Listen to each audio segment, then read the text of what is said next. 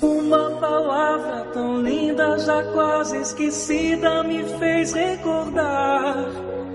Contendo 7 letrinhas e todas juntinhas se lê cativar.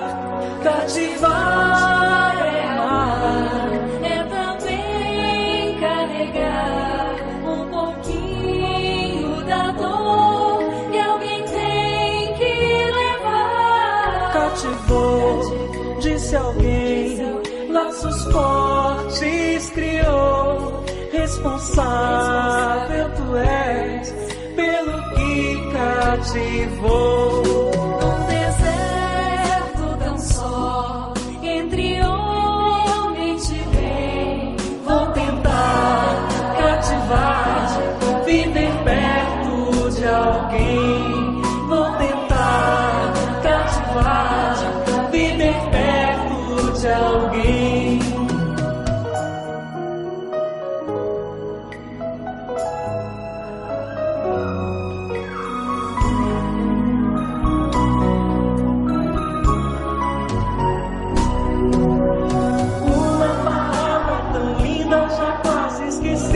Me fez recordar, contendo 7 letrinhas e todas juntinhas se lê cativar.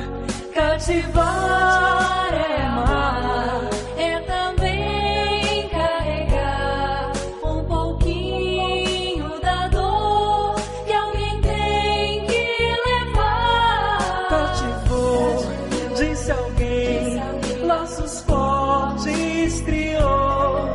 Responsável tu és pelo que cativou. Num deserto tão só, entre homens de bem. Vou tentar cativar, viver perto de alguém. Vou tentar cativar, viver perto de alguém. Boa noite, amados irmãos. Cá estamos com a permissão de Jesus para mais uma vez conversar com os irmãos a respeito das belezas do Evangelho deste Jesus. Passamos a nossa prece inicial. Amado Mestre, agradecemos a Ti a oportunidade de aqui estarmos, de em união de pensamentos, podermos chegar a Ti em oração, de pedirmos a Tua colaboração conosco, a Tua assistência, pois dela dependemos para o êxito do nosso propósito. Rogamos-te, pois, Jesus amado, que aqui estejas e que sejas conosco. Assim seja. Amados irmãos, mais uma vez nós aqui estamos, por determinação da diretoria do nosso grupo espírita, vimos dissertar alguma coisa a respeito do Evangelho de João. Duas personalidades dos tempos de Jesus, e chamadas João, muito participaram da sua vida de obreiro de Deus, Messias prometido, evangelizador por excelência, modelo de vida para todos nós. O primeiro, segundo trata já João nos seus primeiros capítulos, é o chamado o precursor, João Batista. Que influência teve João Batista no período de Jesus? ele dizia, como ele apresentava-o. Ele assim dizia para os seus discípulos, que perguntavam quem era ele. Ele não era o Cristo, ele não era Elias, porém, ele era a voz do que clama no deserto, dizendo alto e bom som, endireitai as veredas do Senhor. Já pregava João Batista, na época, a respeito da necessidade da educação da humanidade nos princípios do Cristo que haveria de vir logo em seguida. E dizia mais João Batista, apresentando-o aos seus discípulos, logo depois do nascimento de Jesus. Eis o Cordeiro de Deus que tira o pecado do mundo. A ele ouvi. E muitos de seus discípulos aqueceram esse convite e passaram a corroborar no curso mediânico, o messiânico, da estada de Jesus da terra. Um outro João muito importante na vida do Cristo e nesse mesmo tempo é o João chamado evangelista. Sabemos que Jesus, para iniciar o seu ministério, escolheu 12, entre os quais João, o evangelista. João, filho de Zebedeu. Talvez ainda nem lembremos quais foram os 12 que Jesus escolheu. Repetiremos: Pedro, André, Tomé, Tadeu, João, o evangelista, Tiago, filhos de Zebedeu, Mateus, Simão, o cananeu, Filipe, Bartolomeu e Judas. Estes eram os 12 companheiros do Cristo, auxiliares da obra messiânica. Interessante é ver que Jesus, sendo um Espírito puro e perfeito, sendo um Messias, e nós sabemos bem o que significa essa palavra Messias, nos apresenta João, Jesus, como um Messias prometido. Messias são espíritos puros que vivem na presença do Pai amado, executando as suas determinações, espíritos que já se despojaram de todo o mal e vivem agora como cooperadores ou co-criadores do Pai amado. Assim, Jesus é apresentado por João como um co-criador, como governador do mundo, da terra. Interessante ver que Jesus não foi buscar letrados, escribas ou personagens outras do seu tempo, onde Jerusalém, em que quis começar o ministério, era eivada de homens dessa natureza. Foi Jesus então para Galiléia, nos diz João. E na Galileia começou a recrutar estes homens humildes, ignorantes, pobres pescadores, mas que tinham espíritos altruísticos e que muito podiam influenciar no trabalho do Cristo. Então, apresentado quem é João, o evangelista, é o chamado discípulo amado, é aquele que, junto a Pedro, se destacou em todos os certames que Jesus praticava. E quando Jesus necessitava ou precisava de alguém de mais virilidade e de mais importância para ajudá-lo no ministério, convidava sempre 3 discípulos, entre eles João. Convidava então Pedro, Tiago e João. Cada um tinha uma finalidade ou uma expressão a cumprir no trabalho que Jesus encetava.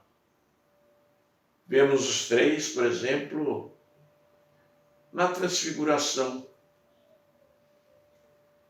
Jesus poderia ter levado outros discípulos, mas escolheu estes 3, porque eles tinham condições espirituais para presenciar o ato da transfiguração. Então, este discípulo, tão próximo de Jesus, deixou o seu evangelho por escrito, mencionando a vida do Cristo, o trabalho do Cristo, e ele apresentou Jesus logo em seu primeiro capítulo como o Verbo. Diz ele, no princípio era o Verbo estava com Deus, e o Verbo era Deus. O Verbo era Deus nos seus entendimentos, nos seus sentimentos, na sua perfeição. Tanto é que ele logo mais na frente de Jesus, no seu ministério, diz, eu e o Pai somos um.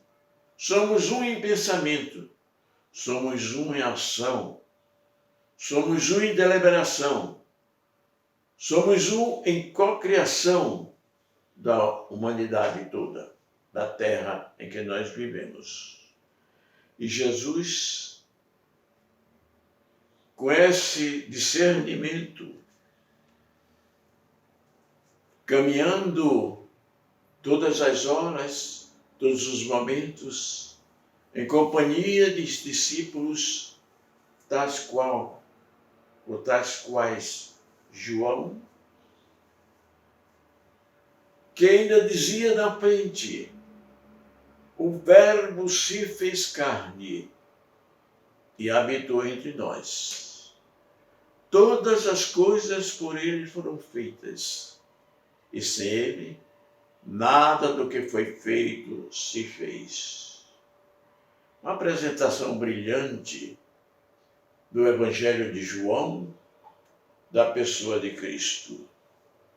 Então Jesus é apresentado como co-criador da humanidade, co-criador da terra, pelo apóstolo João, seu seguidor fiel, auxiliar contínuo em todos os seus afazeres. Como co-criador, Jesus exercia a sua missão. Missão determinada pelo Pai. Missão que é determinada a espíritos messias, espíritos puros e perfeitos. Mas João apresentava Jesus dizendo: nele estava a vida. Ele era a luz do mundo.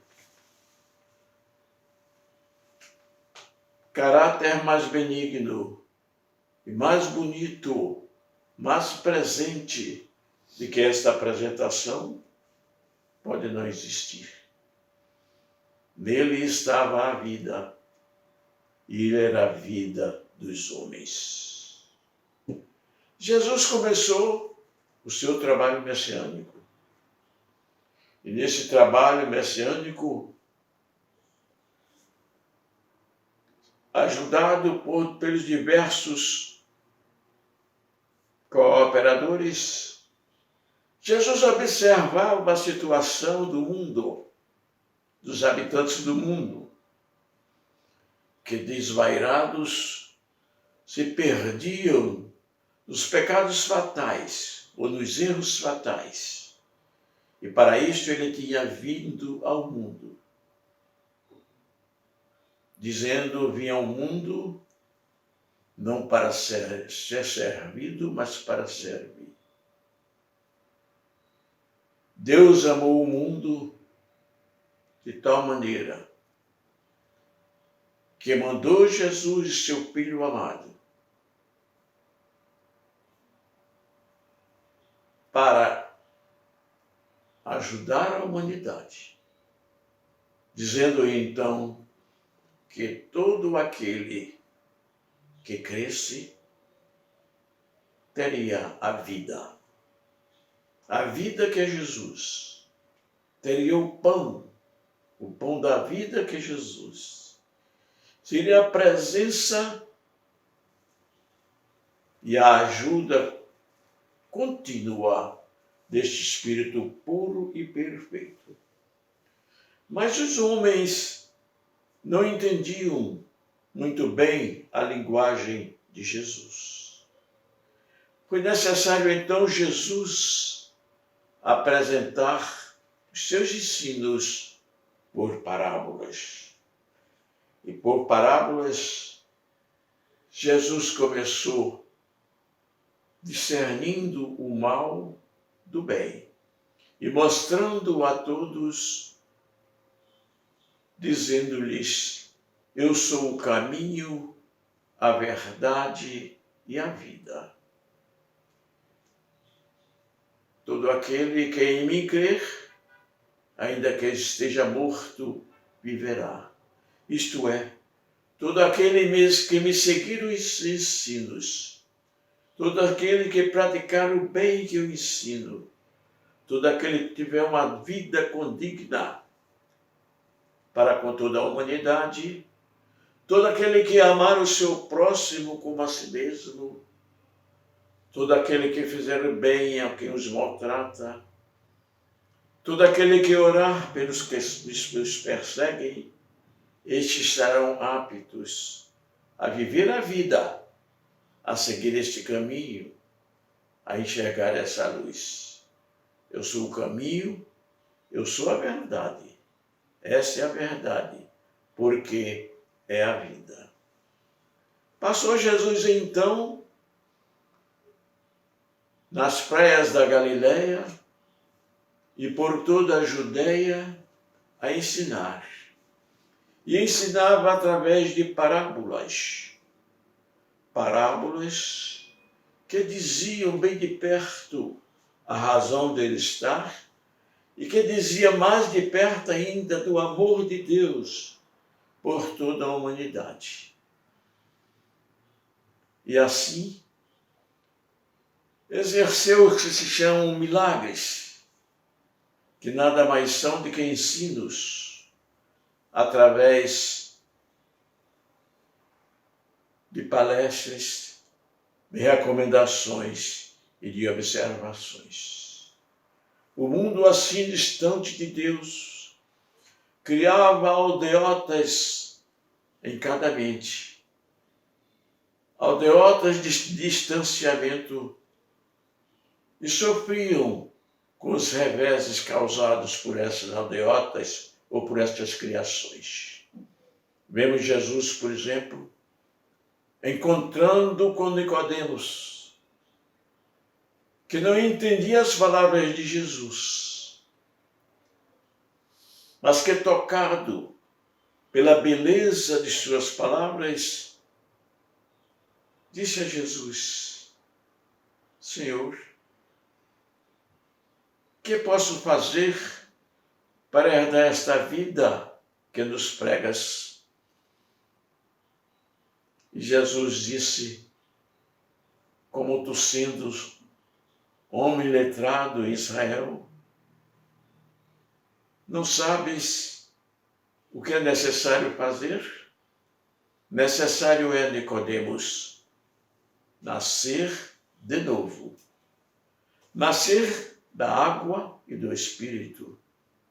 Vejamos bem que ele distingue bem nascer da água, que no nosso pensamento espírita é reencarnar, porque nosso corpo é quase 80% de água, nós somos gerados dentro da água, nós vimos os nossos primeiros ancestrais, os primeiros módulos da Terra, antes de ter os habitantes homem, viemos da água, fomos deixados na água, porque não tínhamos condições de habitar ainda o mundo, dado o seu calor, que era excessivo, mas nós reencarnamos através de um útero materno, embebidos em um líquido amniótico, que é a água. Quase 80% do nosso corpo físico é representado por água. Água intracelular e água extracelular, que são os líquidos do corpo, como o sangue.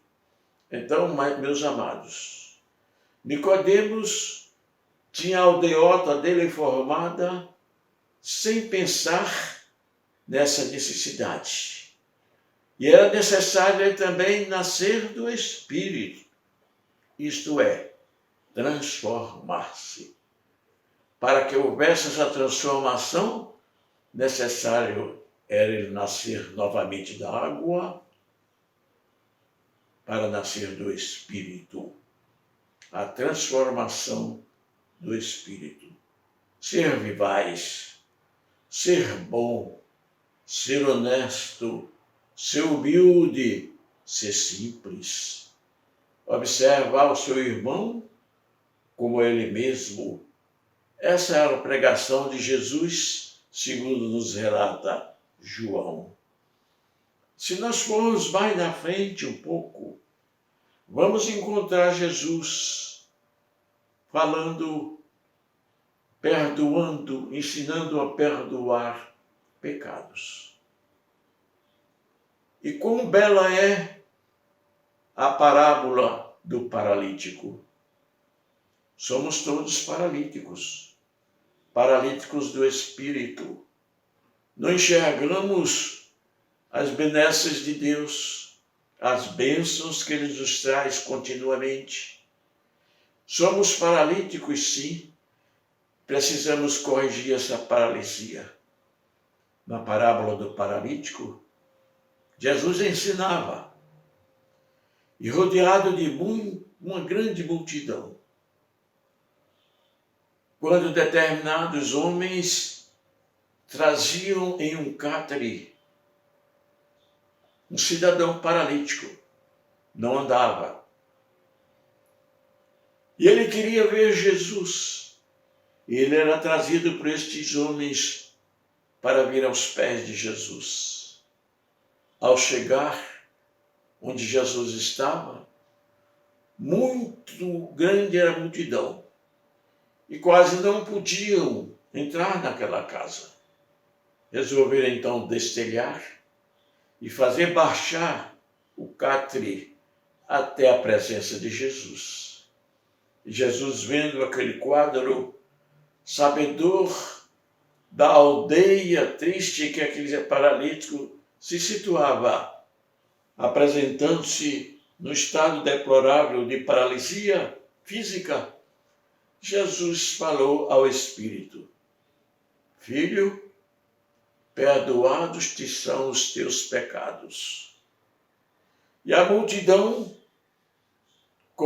repleta de alguns fariseus, duvidavam entre si: quem é esse que pode perdoar pecados?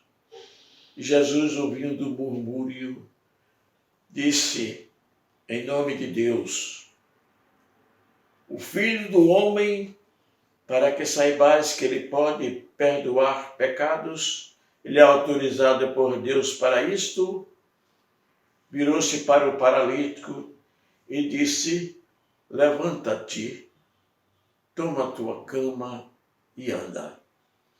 E o paralítico andou. Isto é, o paralítico eliminou aquela aldeia triste que ele trazia de paralisia espiritual e agora rendeu-se a Jesus, ao manifesto da sua graça, às belezas das suas informações. Se observarmos mais na frente, o cego Bartimeu também tinha sua aldeia construída, que Jesus sabia, e quando ele pediu a Jesus para ver, Jesus concedeu a visão material e disse-lhe: vai para a tua casa e não voltes à tua aldeia. É esse mesmo pensamento que destrói a tua caminhada. E assim Jesus ensinava. Ia de portas em portas, de aldeias em aldeias, através de parábolas, ensinando aos homens o perdão, o amor e a fraternidade. No capítulo 15 de João, ele apresenta Jesus como a videira, o exemplo, o sustentáculo para o nosso viver. Diz ele, Jesus: eu sou a videira verdadeira e meu Pai é o lavrador. Eu sou a videira, eu tenho a seiva da esperança e da felicidade. Eu tenho a seiva da vida. E vós sois os galhos. Todo galho seco é cortado. Mas aquele que a mim quiser estar ligado, este receberá da seiva divina e terá vida eterna. Então Jesus é a seiva, nós somos os galhos e precisamos viver nos embebendo dessa seiva para vivermos em Cristo, gozando de todas as bondades, as benesses do Pai amado. Já terminando o Evangelho, que não vai dar muito tempo da gente descrever, mas temos uma coisa muito interessante. É a oração de Jesus pelos que ficam. Quando Jesus ia ser crucificado, ele disse, chamou os discípulos, relatou todos os fatos e orou para esses discípulos. E disse Jesus, de olhares para o céu: Pai, não te peço que os tire do mundo, mas que os livres do mal. Oração essa que é extensiva a todos nós, que somos também colaboradores do Cristo na terra, se seguimos os seus modos e se com ele estamos em todos os momentos. Santifica-os na verdade. Foi o pedido de Cristo a Deus, o nosso Pai. A tua palavra é a verdade. E ele pede por nós: santifica-os, Senhor, Deus, na tua verdade. A tua palavra é a verdade. Na cruz, Jesus demonstrou, ou apregoou, ou viveu o perdão. Disse a todos, disse a Deus: Pai, perdoa-lhes, eles não sabem o que fazem. E interessante é que na cruz, ele lembrou-se de João, que ao pé da cruz estava com Maria, sua mãe, e disse: Maria, mulher, eis aí o teu filho. Representando assim que somos todos filhos da mesma mãe, que somos irmãos de Jesus, que somos também filhos de Maria, as Marias do mundo que nos põem na terra. Todas são Marias, Marias que bendigam o nome do Senhor e que nos ajudem a viver aos seus pés, embebendo-nos dessa seiva santa. E virou para João e disse: Filho, eis aí a tua mãe. E João passou a tomar conta de Maria enquanto viveu, até o seu desencarne, desencarnando depois de Maria, em Betânia. João foi o último discípulo do Cristo a desencarnar. O primeiro foi Tiago, Tiago maior. O último foi João. Oxalá nos esforcemos para ler a respeito deste Evangelho Santo nos trazido por João, que enche a nossa alma de esperanças, de vida e da presença do Cristo, que jamais nos abandona. Que Deus nos abençoe. Pai Santo, nos foi possível relembrar alguma coisa dos dados do evangelista João, nosso irmão. Permite, Jesus, que possamos assimilar todos esses ensinos teus e saber espiritualizar os mesmos para engrandecimento dos nossos espíritos.